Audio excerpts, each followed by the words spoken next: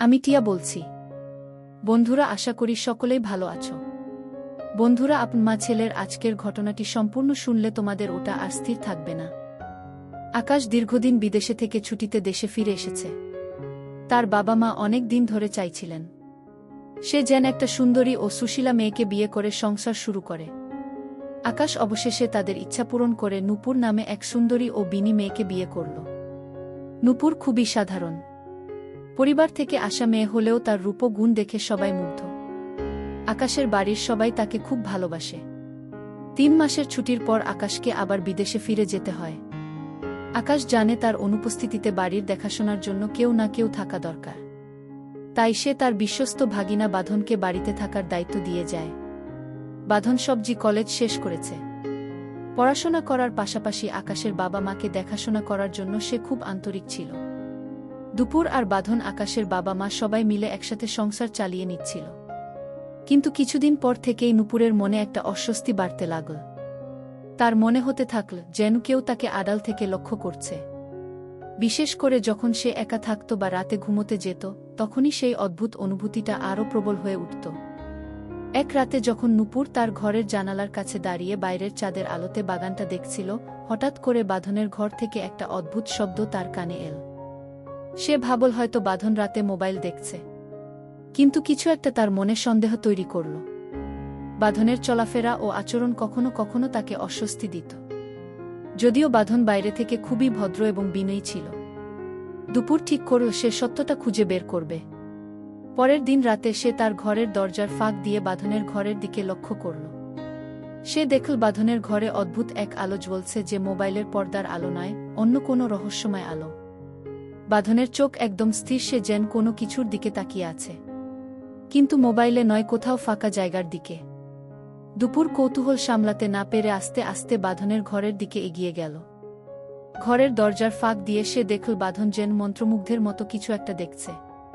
দুপুরে একটু ভালো করে তাকাতে দেখল ঘরের এক কোণে একটা পুরনো আয়না রাখা। সেই আয়নার মধ্যে অদ্ভুত এক প্রতিচ্ছবি দেখা যাচ্ছে। এক মহিলা যার চোখ গা ছমছম করা, সে বাঁধনের দিকে তাকিয়ে হাসছে। দুপুরের গা শিউরে উঠল। সে বুঝতে পারল বাঁধন এক ধরনের অদ্ভুত শক্তির প্রভাবে আছে। সে দ্রুত নিজের ঘরে ফিরে আসে। দরজাটা বন্ধ করে দিল। সে ভেবে পেল না এই আয়নার মধ্যে থাকা মহিলাকে হতে পারে। পরের দিন সে আকাশের মাকে আয়নাটির ব্যাপারে জিজ্ঞেস করল। আকাশের মা জানালেন এই আয়নাটা বহু পুরনো। এটি তাদের পরিবারের দাদার আমলের। আর সেই দাদার সময়েই আনার ব্যাপারে কিছু গুজব ছিল। বলা হয় আয়নাটির মধ্যে এক ধরনের শক্তি রয়েছে, যেটা মানুষকে নিজের নিয়ন্ত্রণে নিয়ে আসতে পারে। আকাশের দাদা একবার এই আয়নার সামনে এক মহিলাকে দেখেছিলেন। কিন্তু সে ঘটনাটি তাদের পরিবারে অনেক রহস্য রেখে গিয়েছিল। নূপুর বুঝতে পারল বাঁধন এই আয়নার প্রভাবে ধীরে ধীরে বদলে যাচ্ছে। সে জানল আকাশকে না জানালে এই সমস্যার সমাধান করা সম্ভব নয়। তাই সে দ্রুত আকাশকে ফোন করল এবং সবকিছু খুলে বলল। আকাশ বলল সে যত দ্রুত সম্ভব দেশে ফিরে আসবে। তবে ততদিন নূপুরকে সাবধান থাকতে হবে। দুপুরের পর থেকে রাত হলেই আয়নাটি ঢেকে রাখার চেষ্টা করত। কিন্তু প্রতি রাতে সে দেখত কেউ যেন সেই আয়নার ঢাকনা খুলে ফেলেছে। বাঁধনের মধ্যে একটা পরিবর্তন দেখা যেতে লাগল। সে আগের মতো বন্ধুভাবাপন্ন নেই, বরং তার চোখে এক অদ্ভুত বৃষ্টির ছাপ। এক রাতে নূপুরের ঘরের দরজা খুলে গেল। আর বাঁধন তার সামনে দাঁড়িয়ে বলল, তুমি যতই আয়নাটিকে লুকাতে চাও সেটার পথে আসবে। কেউ তাকে থামাতে পারবেন আগে। দুপুর ভয় পেয়ে চিৎকার করতে চাইল, কিন্তু বাঁধন এক মায়াবী হাসি দিয়ে চলে গেল। সেজন্য তাকে সাহস নিয়ে রহস্যের সমাধান করতে হবে। পরের দিন দুপুর আকাশের মাকে নিয়ে গ্রামের পুরনো সাধু বাবার কাছে গেল। সাধু বাবা বললেন, তোমাদের আয়নাটা অভিশপ্ত। তোমার পরিবারের কেউ একজন একসময় অভিশাপ তৈরি করেছে, আর এখন সেই আত্মা বাঁধনের উপর প্রভাব বিস্তার করছে। সাধু বাবা নূপুরকে একটি উপায় বললেন, আয়নাটিকে ধ্বংস করতে হবে, কিন্তু সেটা সহজ কাজ নয়। দুপুর সাহস নিয়ে ঠিক করল সে চেষ্টা করবে। রাতে আকাশের বাবাকে নিয়ে সে আয়নাটির কাছে গেল। বাঁধন তখন ঘুমিয়েছিল। নূপুর আয়নাটি তুলে মাটিতে আছড়ে ফেল। আয়নাটা ভাঙ্গার সাথে সাথে ঘরের মধ্যে এক অদ্ভুত জ্বর উঠল, যেন চারপাশের বাতাস ভারী হয়ে গেছে। বাঁধন জেগে উঠল আর তার চোখে হঠাৎ পরিবর্তন দেখা গেল। ঝড় থেমে গেলে সবকিছু আবার স্বাভাবিক হয়ে গেল। বাঁধন ধীরে ধীরে ঠিক হতে লাগল। আর নূপুরের ভেতরে এক শান্তির অনুভূতি এলো। আকাশ দেশে ফিরে এসে সব শুনুন। আর তারা বুঝতে পারল নূপুরের সাহস আর ভালোবাসা না থাকলে হয়তো তারা এই অভিশাপ থেকে মুক্তি পেত না। আকাশ দেশে ফিরে আসার পর সবাই একটু শান্তি পেল। নূপুর আর বাঁধনের মধ্যে যে দূরত্ব এবং অস্বস্তি তৈরি হয়েছিল সেটাও আস্তে আস্তে কেটে গেল। বাঁধন ধীরে ধীরে সুস্থ হতে থাকলে এবং স্বাভাবিক জীবনযাত্রায় ফিরে এল। আকাশ তার বাবা মায়ের কাছ থেকে জানতে পারল কিভাবে নূপুর সাহসের সঙ্গে পরিস্থিতি সামলেছে এবং সে তার স্ত্রীর প্রতি আরও বেশি শ্রদ্ধাশীল ও কৃতজ্ঞ হল। দুপুরের সাহস ও বিচক্ষণতার জন্য আকাশ তাকে ধন্যবাদ জানান। তারা বুঝতে পারল এই ঘটনার মাধ্যমে তাদের ভালোবাসা ও সম্পর্ক আরও মজবুত হয়েছে। আকাশ ও নূপুর সিদ্ধান্ত নিল যে তারা সবাই মিলে আয়নাটির অতীত ইতিহাস নিয়ে আরও গবেষণা করবে যাতে ভবিষ্যতে এমন ঘটনা আর না ঘটে। একদিন আকাশ ও নূপুর গ্রামের পুরনো লাইব্রেরিতে গেলে এবং খুঁজতে শুরু করল আয়নার বিষয়ে কিছু তথ্য। সেখানে তারা জানতে পারল আয়নাটি আসলে এক প্রাচীন তান্ত্রিকের সৃষ্টি যিনি তার ক্ষমতা দিয়ে মানুষকে নিয়ন্ত্রণ করত। সেই আয়নার অভিশাপ মুক্ত করতে অনেক জ্ঞানী সাধু চেষ্টা করলেও কেউ সফল হয়নি। তবে যাদের মধ্যে সত্যিকারের ভালোবাসা ও বিশ্বাস ছিল তারা অভিশাপ থেকে মুক্ত হতে পেরেছে। দুপুর আর আকাশ বুঝতে পারল তাদের ভালোবাসা আর একে অপরের প্রতি বিশ্বাসই এই অভিশাপের সমাধান করেছে। তারা খুশি হল, কারণ তাদের ভালোবাসা এবং আন্তরিকতায় বাঁধনের জীবন বাঁচাতে পেরেছে। বাঁধন এই ঘটনার পর আরও দায়িত্বশীল হয়ে ওঠে। সে আকাশের বাবা মায়ের যত্ন নিতে আরও মনোযোগী হল এবং তাদের পাশে সবসময় থাকত। সে আকাশের কাজকর্মেও সাহায্য করতে লাগল, যাতে তার মামা মামি নিশ্চিন্তে থাকতে পারেন। দুপুর আর আকাশ তাদের সংসারকে আরও সুন্দর করে গড়ে তুলতে শুরু করল। তারা জানো জীবনে অনেক বিপদ আসতে পারে, কিন্তু একসাথে থাকলে সব কিছুর সমাধান সম্ভব। আকাশ ও নূপুর ভবিষ্যতের জন্য প্রস্তুত হল এবং প্রতিটি দিন তারা ভালোবাসা, বিশ্বাস ও সাহস দিয়ে কাটাতে শুরু করল। কিন্তু কিছুদিন পর তাদের শান্ত জীবন অতীতের মতো আর রইল না। এক রাতে নূপুর বাগানের দিকে তাকিয়ে দেখতে পেল একটি অদ্ভুত ছায়া বটগাছের নিচে দাঁড়িয়ে আছে। প্রথমে সে ভাবে হয়তো বাঁধন, কিন্তু একটু ভালো করে দেখতে সে বুঝবে তা সম্ভব নয়। ছায়ামূর্তিটি ভয়ঙ্কর, যেন সে তাদের দিকে তাকিয়ে আছে। নূপুর আতঙ্কিত হয়ে পড়লে এবং সে আকাশকে জানান। আকাশিয়ান আল হয়তো আয়নার অভিশাপ তাদের শান্তিতে থাকতে দিচ্ছে না। তখন তারা ঠিক করল তারা মন্দিরে যাবে যেখানে গ্রামের প্রাচীন ইতিহাস জড়িয়ে আছে।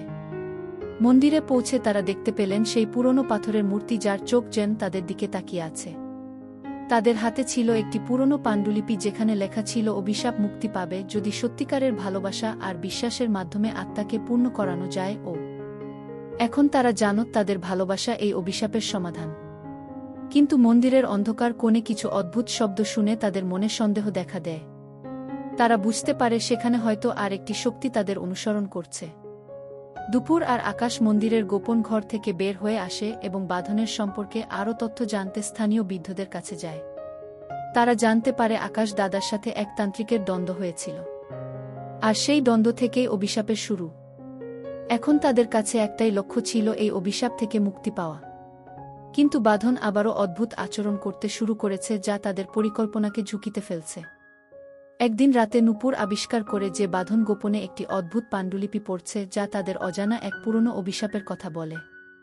নূপুর আকাশকে ডেকে আনে এবং তারা একসাথে বাঁধনকে সত্যতা জানাতে চেষ্টা করে। এই পর্বে নূপুর আর আকাশ বুঝতে পারে যে তাদের ভালোবাসা ও সাহসের মধ্য দিয়ে তারা এই অন্ধকারের মোকাবিলা করতে পারবে। দুপুর ও আকাশের মনে সন্দেহ সৃষ্টি হয় বাঁধনের প্রতি। তারা ঠিক করে কোনোভাবেই বাঁধনের এই অদ্ভুত আচরণের কারণ খুঁজে বের করতে হবে। এক রাতে যখন বাঁধন ঘুমাচ্ছিল, নূপুর এবং আকাশ তার ঘরের দিকে স্টিল স্লিক প্রবেশ করে। নূপুর দেখে বাঁধনের মোবাইলে একটি অদ্ভুত ভিডিও চলছে যেখানে মন্দিরের ছবিও পুরনো একটি আয়না ছবি রয়েছে। দুপুরের বুকের ভেতরটা ধিপধিপ করতে শুরু করে। আকাশ ও বুঝতে পারে বাঁধন কিছু গোপন তথ্য লুকিয়ে রাখছে। আমরা এটা দেখতে পারি না, আকাশ বলে, আয়নার গোপন রহস্য আবার আমাদের সামনে আসছে। হয়তো বাঁধনও এর দ্বারা প্রভাবিত হচ্ছে গিয়ে। পরদিন সকালে আকাশ ও নূপুর সিদ্ধান্ত নেয় তারা বাঁধনের সাথে সরাসরি কথা বলবে। বাঁধন প্রথমে অস্বীকার করে কিন্তু পরে স্বীকার করে যে সে কিছু অদ্ভুত ঘটনার সাক্ষী হয়েছে। আমি বাগানে রাতে কিছু অদ্ভুত আওয়াজ শুনেছি, বাঁধন বলে, এবং সেই আওয়াজ যেন আমাকে ডাকছে। আমি ভিডিওটি দেখছিলাম কারণ আমি জানি আয়নাটির সাথে আমাদের কিছু সম্পর্ক আছে। কি দুপুরের মনে তখন চিন্তা আসে। আমাদেরকে মন্দিরে ফিরে যেতে হবে এবং সেই আয়নার রহস্য খুঁজে বের করতে হবে। হয়তো এখানে আমাদের সমস্যার সমাধান। আমাদের একসাথে কাজ করতে হবে। আকাশ এবং বাঁধন সম্মত হয় এবং তারা আবারও মন্দিরে যাওয়ার পরিকল্পনা করে। তাদের মনে ছিল এক ধরনের উদ্বেগ। মন্দিরের অন্ধকার এবং রহস্য যেন তাদেরকে আবারও টেনে নিচ্ছে। মন্দিরে ফিরে গিয়ে তারা দেখল সেই পুরনো পাথরের মূর্তির নিচে কিছু নতুন খোঁজ পাওয়া গেছে। সেখানে তারা এক অদ্ভুত চিত্র দেখতে পায় যা আগের পাণ্ডুলিপিতে ছিল না। চিত্রটি ছিল এক নারী এবং একটি আয়নার মধ্য দিয়ে একটি পুরানো তান্ত্রিকের। এটা আমাদের জন্য কোনো সংকেত, আকাশ বলে। এটা কি আমাদের উদ্দেশ্য বোঝাচ্ছে? বাঁধন আশ্চর্য হয়ে বলল, আমাদেরকে আবারও সত্যিকার অর্থে আয়নার মুখোমুখি হতে হবে। হয়তো যদি আমরা তান্ত্রিকের দৃষ্টি বুঝতে পারি, তবে আমরা এই অভিশাপ থেকে মুক্তি পেতে পারব। দুপুরের মনে নতুন উদ্দীপনা জাগে। আমরা নিজেদের মধ্যে বিশ্বাস রাখতে হবে। আমাদের একসাথে থাকতে হবে এবং একে অপরকে সাহস দিতে হবে। আমি নিশ্চিত যদি আমরা একসাথে থাকি, তবে এই অভিশাপ মোকাবিলা করতে পারব। তাদের সিদ্ধান্ত নিয়ে আকাশ, নূপুর এবং বাঁধন মন্দিরের অন্ধকারের দিকে আরও গভীরে প্রবেশ করে। তারা সেই পুরনো আয়নার কাছে পৌঁছায় যা তাদের প্রথমবারের মতো আতঙ্কিত করেছিল। আয়নার সামনে দাঁড়িয়ে তারা আবারও সেই অদ্ভুত শক্তি অনুভব করতে শুরু করে। আয়না যেন তাদের দিকে তাকিয়ে আছে এবং তারা শুনতে পায় একটি মৃদু আওয়াজ। তুমি কি সত্যিই মুক্তি চাও? দুপুর দৃষ্টি একদম স্থির করে বলল, হ্যাঁ, আমরা মুক্তি চাই। কিন্তু কিভাবে? আয়নার মধ্যে ঝলক দেয় এবং একটি অন্ধকার ছায়া দেখা যায়। তোমাদের মধ্যে ভালোবাসা এবং বিশ্বাসের কোনো অভাব নেই। তবে আগে তোমাদের নিজেদের শুদ্ধ করতে হবে। শুধুমাত্র সত্যিকারের হৃদয় থেকে আসে এমন ভালোবাসা ও সাহসের মাধ্যমে এই অভিশাপ দূর হবে। বাঁধন কিছুটা আশ্চর্য হয়ে বলে, তাহলে আমাদের কি করতে হবে? তোমাদের তিনজনের মধ্যে যে কোনো একজন যদি নিজেদেরকে বিশ্বাসঘাতক মনে করে, তবে অভিশাপ আরও শক্তিশালী হবে। প্রতিটি হৃদয়ে সত্যিকারের গোপনীয়তা প্রকাশ করতে হবে। তোমাদের সব ভালোবাসা ও সাহসের সাথে একে অপরকে বুঝতে হবে, আওয়াজটি বলল। এই কথা শুনে নূপুরের মনে একটি চিন্তা এল। আমাদের নিজেদের মধ্যে ভয়ের স্থান থাকতে পারে না। আমরা যদি সত্যিই ভালোবাসি, তবে আমাদের একে অপরের প্রতি বিশ্বাস রাখতে হবে। তারা তিনজন তখন একটি শপথ করে একে অপরকে বিশ্বাস করার এবং নিজেদের মধ্যে কোনো গোপনীয়তা রাখার। এভাবে তারা অনুভব করল তাদের হৃদয়ে সত্যিকার শক্তি এসেছে। আয়নার সামনে দাঁড়িয়ে তারা একে অপরের হাত ধরে বলল, আমরা একসাথে আছি। আমরা ভয়কে পরাস্ত করতে চাইব। আয়না আবার আলো ছড়িয়ে দেয়া এবং একটি তীব্র কেঁপে ওঠার অনুভূতি তাদের চারপাশে ছড়িয়ে পড়ে। তারা টের পায় যে তাদের অভিশাপের শক্তি কমে আসছে। কিন্তু এটাই শেষ নয়, নতুন একটি চ্যালেঞ্জ তাদের সামনে অপেক্ষা করছে। মন্দির থেকে বেরিয়ে আসার সময় তাদের সামনে দেখা যায় সেই অদ্ভুত ছায়া। ছেলেটি ধীরে ধীরে পরিষ্কার হতে শুরু করে এবং দেখা যায় এটি একটি মহিলার ছায়া। দুপুরের হৃদয়ের শঙ্কা জাগে। এটা কে? মহিলার কণ্ঠস্বর ভেঙে আসে। আমি সেই তান্ত্রিকের আত্মা। আমি দীর্ঘকাল ধরে এখানে বন্দী আছি। তোমরা যদি আমাকে মুক্ত করতে চাও, তবে তোমাদের উচিত নিজেদের মধ্যে সবচেয়ে গোপন সত্য প্রকাশ করা। এখন তাদের সামনে একটি নতুন টার্নিং পয়েন্ট ছিল। দুপুর, আকাশ ও বাঁধন তাদের নিজেদের গোপন বিষয়গুলো জানাবে কিনা তা নিয়ে তারা চিন্তিত। কিন্তু তাদের মনে একটি প্রশ্ন ছিল, তাদের সম্পর্কের শক্তি কি সত্যি তাদের একসাথে রাখবে? তান্ত্রিকের আত্মা তাদের দিকে তাকিয়ে বলল, তোমাদের মধ্যে একমাত্র সত্যিকারের ভালোবাসা ও বিশ্বাসই আমাকে মুক্ত করতে পারে। কিন্তু তার জন্য তোমাদের নিজেদের মধ্যে যা কিছু গোপন রয়েছে তা প্রকাশ করতে হবে। দুপুরে আকাশের মধ্যে কিছুটা উদ্বেগ ছড়িয়ে পড়ল। তারা বুঝতে পারল তাদের সম্পর্কের ভিত্তি যদি সত্যিকার অর্থে দিতে হয়, তবেই চ্যালেঞ্জ তাদের একসাথে আরও শক্তিশালী করবে। তুমি কিসের কথা বলছো? নূপুর সাহস করে জিজ্ঞেস করল। আমাদের তো একে অপরের প্রতি কোনো গোপনীয়তা নেই। তুমি যা মনে করছো তা নাও হতে পারে, তান্ত্রিক বলল। আকাশ, তুমি হয়তো তোমার অতীতের কিছু ভুল স্বীকার করতে ভয় পাচ্ছ। দুপুর, তুমি বুঝতে পারছো না, কিন্তু তোমার মনেও কিছু রয়েছে যা তোমাদের সম্পর্কে ভবিষ্যৎকে প্রভাবিত করতে পারে। কি? আকাশ কিছুটা অস্বস্তি অনুভব করল। সে বুঝতে পারছিল তার অতীতের কিছু ঘটনা এখনও তাকে তাড়িত করছে। আমি জানি কিছু জিনিস আছে যা আমি এখনও নূপুরকে বলিনি, আকাশ শেষ পর্যন্ত স্বীকার করল। আমি তোমার সাথে আছি, নূপুর বলল। যদি তুমি সত্যিই আমাকে বিশ্বাস করো, তবে আমাকে বলো। আমাদের সম্পর্কের মধ্যে কোনো অন্ধকার ছায়া থাকলে সেটা দূর করতে হবে। আকাশের কণ্ঠে বিষণ্ণতা ছিল। যখন আমি বিদেশে ছিলাম, তখন আমি একটি ঘটনায় জড়িয়ে পড়েছিলাম। আমি একজনের সাথে সম্পর্ক স্থাপন করেছিলাম। কিন্তু আমি বুঝতে পেরেছিলাম সে সম্পর্কের ভিত্তি ছিল শুধু আকর্ষণ। আমার মন সবসময় তোমার জন্য ছিল, কিন্তু আমি সেই সময় নিজের উপর নিয়ন্ত্রণ হারিয়ে ফেলেছিলাম। দুপুরের হৃদয়ে একটি কষ্ট অনুভূত হল। তুমি আমাকে কেন বলনি আমরা একে অপরের সাথে সবকিছু শেয়ার করতে পারি? আমি ভেবেছিলাম এটা বললে তুমি আমাকে ছেড়ে চলে যাবে। আকাশ বলল, আমি তোমার জন্য অপেক্ষা করব, নূপুর বলল। কিন্তু আমাকে সত্যটা জানতে হবে। আমাদের মধ্যে যদি বিশ্বাস না থাকে তবে আমাদের সম্পর্ক টেকসই হবে না। আগে আকাশের চোখে জল এসে গেল। আমি জানি আমি ভুল করেছি, কিন্তু আমি তো মাকে সবকিছু জানাতে প্রস্তুত। এখন তোমার জন্য সময় এসেছে, তান্ত্রিকের আত্মা বলল। তুমি যদি সত্য প্রকাশ করো তবে আমি মুক্তি পাবে এবং তোমাদের উপর থেকে অভিশাপ দূর হবে। বাঁধন এবার সাহস করে বলল, আমারও কিছু বলার আছে। দুপুর, আমি জানি আমি তোমাকে ভয় দেখিয়েছি, কিন্তু আমি মনে করতাম আমি তোমাকে রক্ষা করছি। আমি তোমার প্রতি আমার অনুভূতি লুকিয়ে রেখেছি, কিন্তু আমি বুঝতে পারছি তুমি আকাশের সঙ্গে সুখী গো। দুপুর অবাক হয়ে গেল। বাঁধন, তুমি আমাকে কখনো বলনি কেন তুমি এই অনুভূতিগুলো লুকিয়ে রেখেছিলে? আমি জানতাম আমি তোমার জন্য উপযুক্ত নই। আমি শুধু তোমাকে সুরক্ষিত রাখতে চেয়েছিলাম, কিন্তু এখন আমি বুঝতে পারি তোমার হৃদয়ে শুধুমাত্র আকাশের স্থান রয়েছে। বাঁধন বলল। তারা তিনজনই নিজেদের অনুভূতির সৎ প্রকাশ করল। দুপুরের মনে এক ধরনের শান্তি ফিরে এল। আমি চাই আমরা সবাই একসাথে অভিশাপ থেকে মুক্তি পাব। আমাদের মধ্যে এখন কোনো গোপনীয়তা নেই। তান্ত্রিকের আত্মা তখন বলল, সত্য প্রকাশিত হয়েছে।